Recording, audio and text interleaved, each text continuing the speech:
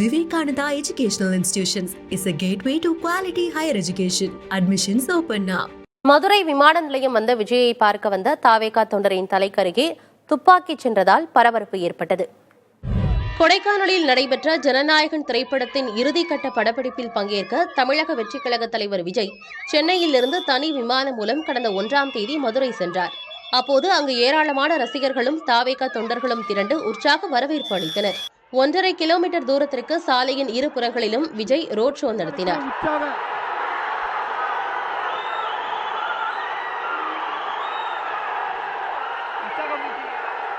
தொடர்ந்து மதுரை சாலை வழியாக கொடைக்கானல் தாண்டிக்குடி பகுதிக்கு சென்றார். இதனால் அந்த பகுதியில் பொதுமக்களுக்கு கடும் இடையூறு ஏற்பட்டது.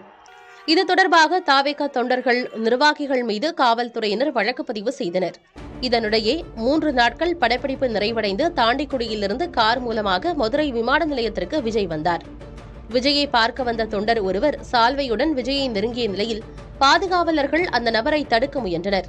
அப்போது சிஆர்பிஎஃப் வீரரின் துப்பாக்கி தொண்டரின் தலைக்கு அருகே சென்றது. இந்த காணொளி வைரலாகி வருகிறது.